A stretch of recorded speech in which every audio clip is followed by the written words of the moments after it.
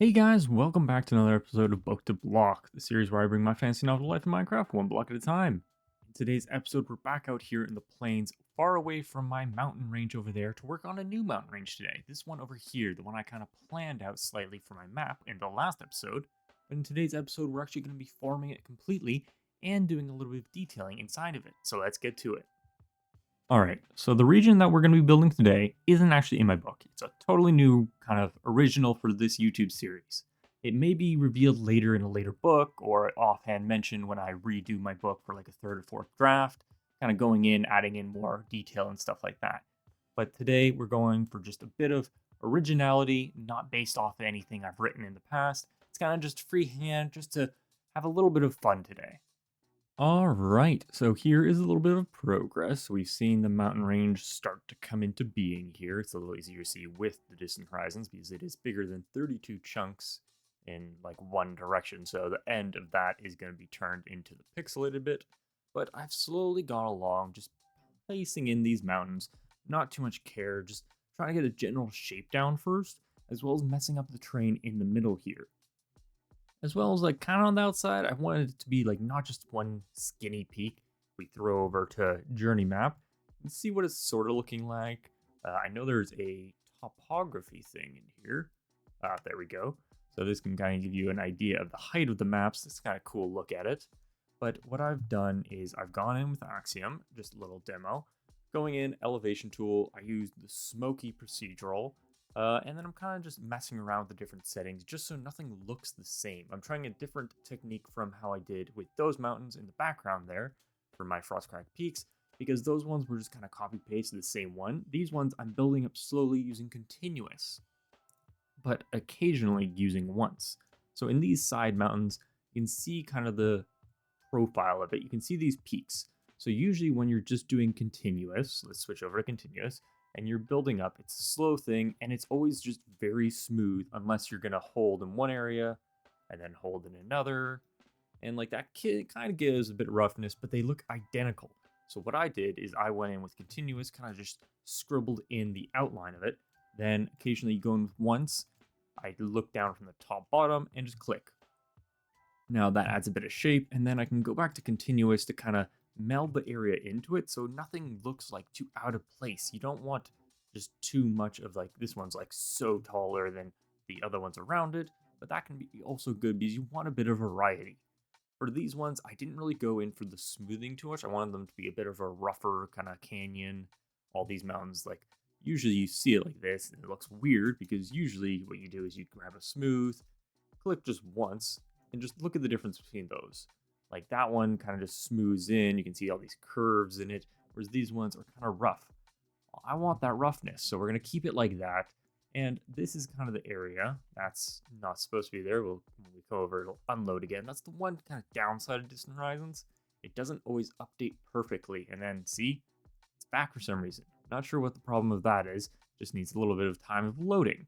So, next thing we gotta do is a little bit more roughening up.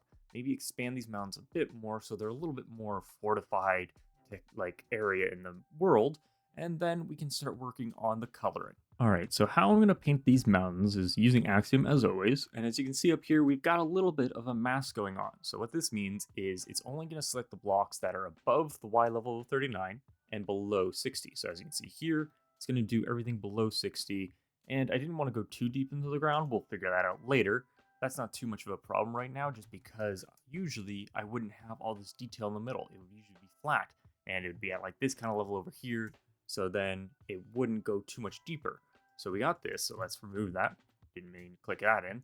So what we're doing is for these ones, we're going to go with deep slate and a bit of tough.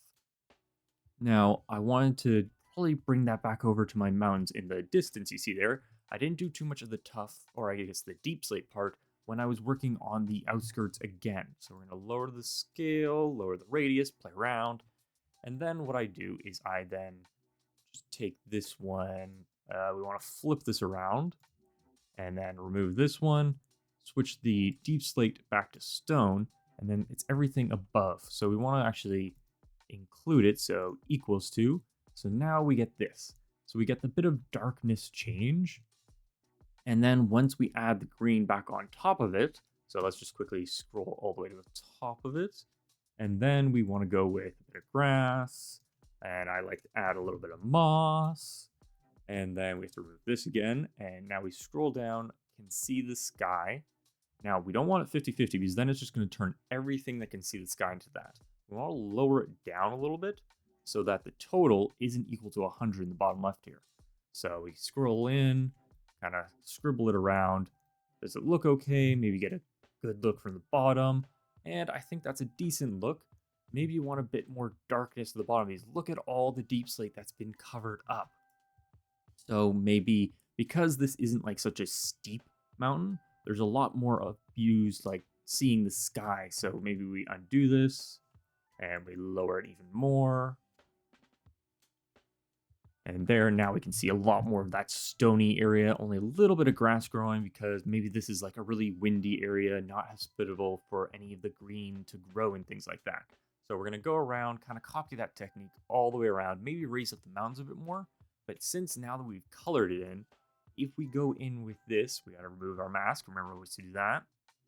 And if we do that, it's going to mess things up. It's only really when there's the things with the grass and moss. See how it's brought it up like that? And it's also going to bring up dirt because you can't have grass on grass. It's just going to turn back to dirt.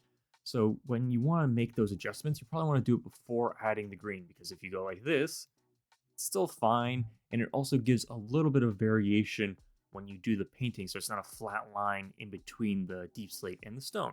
All right, and that is the mountain range kind of painted in, especially with the bottom part here. I kind of went a little weird with this type of thing. You see the block count down here in the bottom left.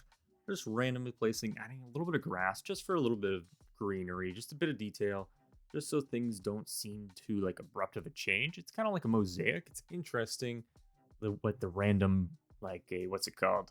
The noise painter kind of gives you. And the nice thing about the noise painter is you can kind of randomize how it looks. That's the one downside about the elevation and you're using a height map. It's always going to look the same if you just paste it over and over. Whereas in noise map, it's going to give different randomness basically. And it's going to make things look a lot more natural because nothing, well, rarely are things the same in nature. All right, so I went and extended the mountains. I painted all the ones over there, made them a little bit larger. I'm not going to add any of the greenery yet because I still might want to change how they look on both sides. Just trying to get a general idea. Let's switch over to journey map, let it load in. So as you can see, it's very kind of rough right now. This one looks a lot kind of smoother, but not really smooth enough. But this one, you can still see the aftermath of where I originally placed all these individual chunks. You can kind of see like little circles. So that's something I'll have to work on when I want to get the final product. But today we're going to work on the kind of centerpiece of this mountain, a little bit of lore into the world. All right, I accidentally zoomed out before getting into the lore bit, and I added a little bit of water. So in here, I've added a little bit of a cave, just kind of randomly thought bit of water needs to go somewhere because the river's coming in from here. So I lowered it down, kind of built a dam so I can work on this better later. But this was just kind of get the shape of it, where the level of the highest point of water is. I do need to work on the kind of flowing down because if you turn off the shaders, you can see it's very messy and very square. Just using the flood fill command, it just doesn't look the best. So I need to kind of go in and by hand paint it all in. But with the shaders on, you can't really see it, so I'm going to cheat and ignore it for now. And we got this cool cave in here. I'll probably add in a lot of like ceiling features, probably fix it up at the bottom a little bit more, kind of like how I did with my waterfall lake. Kind of fix the bottom, add a little bit more darker bits like the mud, maybe some dirt, maybe a bit of like the greenery, like the seaweed and stuff. But that's for another time. This was just kind of something I kind of just got distracted and thought, let's add a little bit of water feature. So now let's get on to the lore bit. And by lore bit, I mean the reason why I even kind of made this area in the first place. So in the book, this area doesn't exist. It's not mentioned yet. I might add it in now since I've kind of created it in this world. But this area was just kind of filling in. Nope, didn't want to do that. Want to press that button. In the map, whilst it loads in, you can see you got a lot of detail in the top right. The new ocean's going to add a lot of detail. The Badlands are going to add a lot of detail in this area. And this area in the middle was just empty. Just nothing here.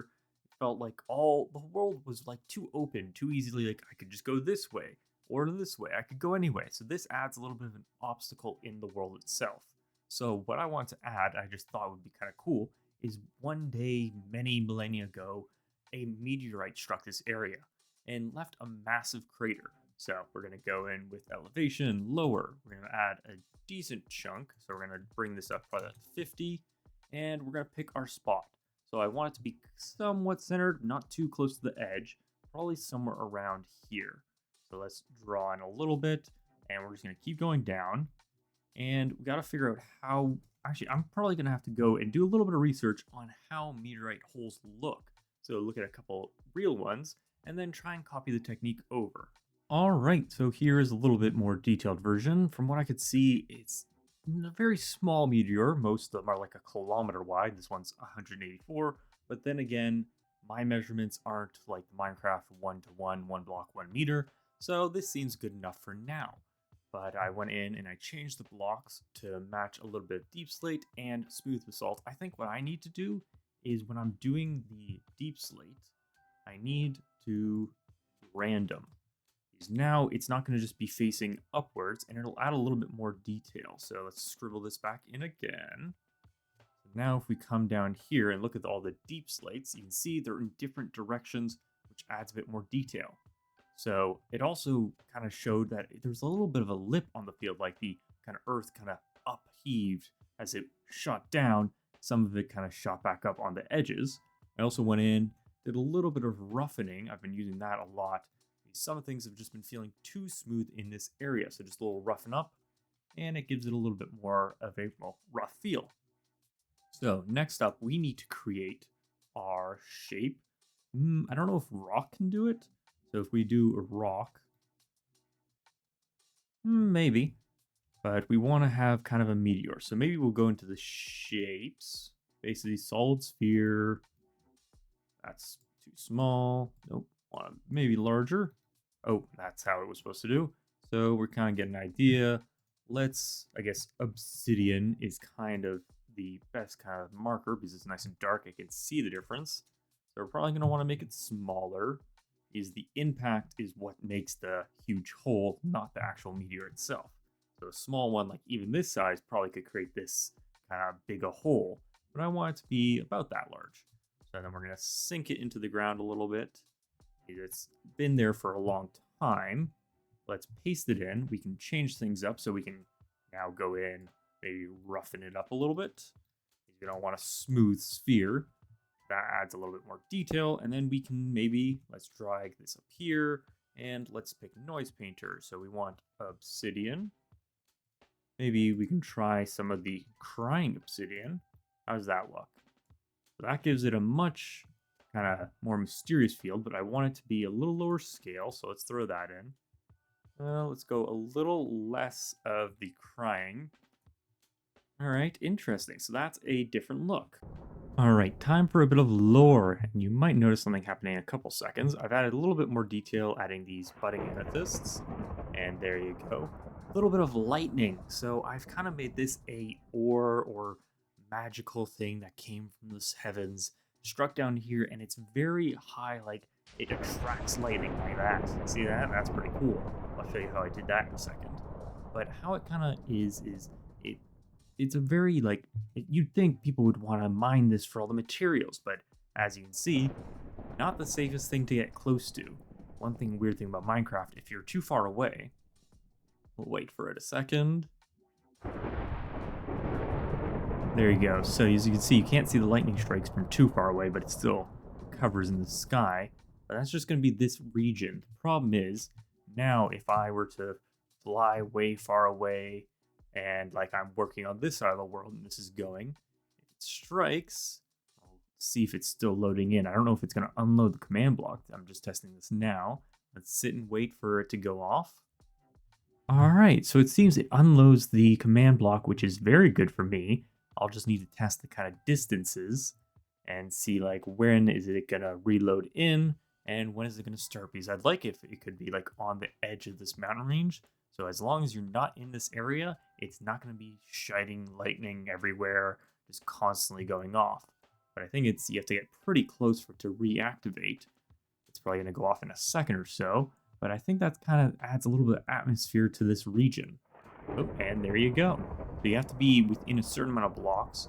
Probably not helpful that I have distant horizons on. That's probably what's kind of unloading and making it hard to tell. So I guess probably around here, I can kind of tell the difference. So probably around here, so getting close to the entrance, it's unloaded. All right, so we're just gonna go inside real quick just to show off how this whole thing works. I'm actually turn it off quickly, just nice little off switch. So it's just an easy clock hopper. So the items go through, this powers, probably find better explanations online, but once this is full, it's going to send a power and then it's going to push it back and it's just going to go back and forth. And when this redstone is here, it's going to send a power to here where I've got a torch that's just going to burn out. That's how I have it shooting like a bunch of times over and over. So if I break this, it's going to do the one, but then when it goes back, so you can see here, so like that, and then it burns out, and I'm just gonna put that back in just so I can adjust the timing on how often I want that lightning strike to go. So it's gonna do like a single strike, and then I don't know, like 8 strikes or something, however many times the torch burns out. And then I just got to command summon lightning bolt, and it's on this location. Originally I wanted to use like lightning rods and try and like have it like the weather is always like a thunderstorm in here, but even then you're still going to get strikes over here, and it's just not as often as I want it for this area. But now that we have kind of all the pieces in place for this region, I think I'm going to do a little bit more detailing before the end of the episode, just to make it look a little bit more integrated into the world. Let's take a look at it on the map. Wrong button again. J and K are so close together on the keyboard. So you can kind of see the meteor on the map here, but it's really kind of adding to the entire region. So I'm going to work a little bit more on this, and then that'll probably be getting close to the end of the episode.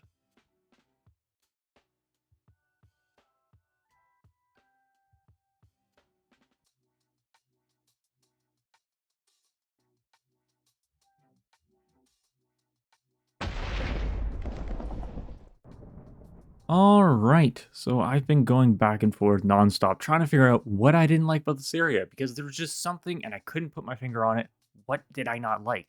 And number one, I didn't like how empty it was, so I added a nice little forest. Nice and simple using the stamp tool, using all of my pine trees that I designed way back when. I think I was episode 2 of this series, so quite a long time ago, almost over 40 episodes now. Jeez. And then I added a little bit thicker over here. And then I started working on the terrain out here just to make it feel a little less of the flat area so that when I do eventually work on this region, I have something to kind of base it off of. I also went and increased the mountains a little bit, changed a little bit more green around where the trees were, kind of like it's a more natural area. So I worked and added more of the moss and grass around this area. Still have to do a little bit more on probably the other side, but maybe it's like kind of a two-sided thing, like trees this side, nothing this side. Maybe the cold winds from the north prevent anything from growing this side. Fun little things I can add later. Now, the thing that I didn't like about in here was it was way too flat. There was like 1 or 2 blocks of change in the Y direction, and it was all just very smooth. So I went in, I lowered the scale on the actual painting for the noise painter, so it's a lot more noisy now and not so much patterns like this. You can see this is kind of leftover. I kind of prefer it to be a little bit more noisy. And then I went and messed up the terrain, added a bunch of these kind of hilly things, just to break everything up, and I think it has fixed it. It looks so much better, as well as adding in some of these boulders I designed way back when. So just a little bit more detail to the whole thing. There could be more. I could maybe add in like little traveler things, but this was more of a terrain episode. So we have the whole region. So let's take a quick look at the map as it is now.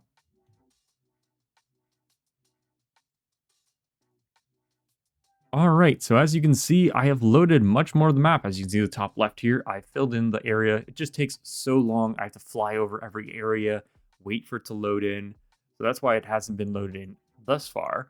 But I'm going to slowly make sure I get the kind of squared off area so that I can see the progress and I can maybe I can save the map as screenshots and kind of document the process.